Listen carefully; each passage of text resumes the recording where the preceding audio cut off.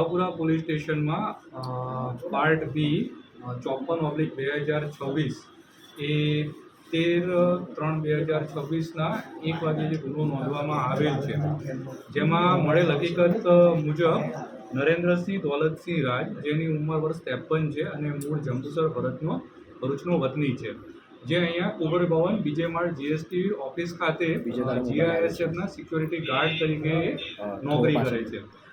મળતી માહિતી મુજબ કે એ ગઈકાલે નાગરવાડા તરફ કંઈ ગયો હતો અને ત્યાંથી પરત આવતા જે દુર્ગા માતાનું મંદિર છે રેલવે ગ્રાઉન્ડની સામે, ત્યાં આવી અને એણે પોતાની જે US 107B એક નાળચાવાળી જે બંદૂક હતી તેમાંથી એણે એક રાઉન્ડ ફાયર કરેલ હતું અને બીજું રાઉન્ડ ફાયર કરવા જેમાં મિસ થયેલ હતો.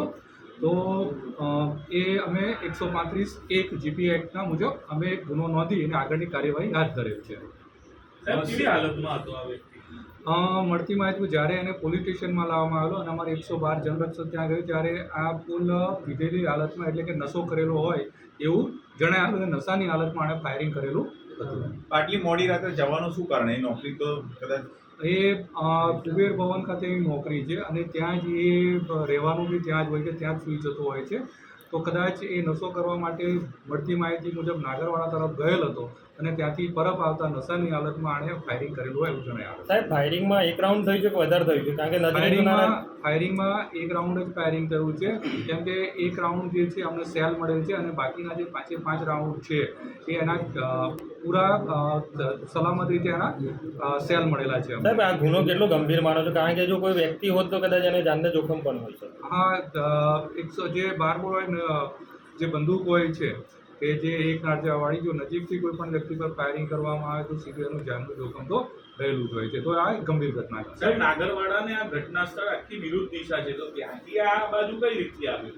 હવે આમાં જે શખ્સ જે આપણી પાસે ફૂલ નશાની હાલતમાં વ્યક્તિ છે, એટલે નશાની હાલતમાં વ્યક્તિ ક્યાંથી કઈ રીતે આવી શકાય એક તપાસનો વિષય છે. તો એક અમે આમાં તપાસ કરીશું. કોઈ અંગત અદાવત હોઈ શકે કંઈ પણ?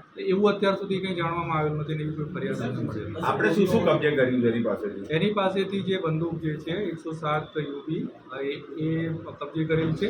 એક જે સેલ છે એ ખાલી કાઢી છે અને બીજા જે 5 કારતૂસ છે એ કબજે લેવામાં એક વિડીયો વાયરલ થયો છે જેમાં એક યુવક આ વ્યક્તિ પાસેથી રાઇફલ છીનવી રહ્યો છે. યુવકનું કોઈ સ્ટેટમેન્ટ લેવામાં આવ્યું છે પોલીસ તપાસમાં? હજુ એ તપાસનો વિષય છે, તપાસ કરી રહ્યા છે. લાયસન્સ રદ કરવા માટે હવે આ જે જીઆઈએસએફનો જવાન છે, જેથી કરીને આની પાસે જે 2004ની ભરૂચથી મેળવેલ લાયસન્સ છે એની આ બંદૂક છે. તો લાયસન્સ કેન્સલ કરવા માટે અમે જે તે જિલ્લાને લખીશું. બીજું જે આ જીઆઈએસએફમાં નોકરી કરતો હોય છે કરે છે, જેથી કરીને એને એના જે શિક્ષાત્મક કાર્યવાહી થાય કે શિક્ષાત્મક કાર્યવાહી માટે અમે જીઆઈએસએફના યુનિટે રિપોર્ટ કરીશું. 2004થી એની પાસે લાયસન્સ આવ્યું, એ અગાઉ ક્યાં આગળ જોબ કરતો હોય કે બીજું કોઈ એવું કોઈ કે જીઆઈએસએફનો જવાન છે, નોકરી કરી રહ્યો છે.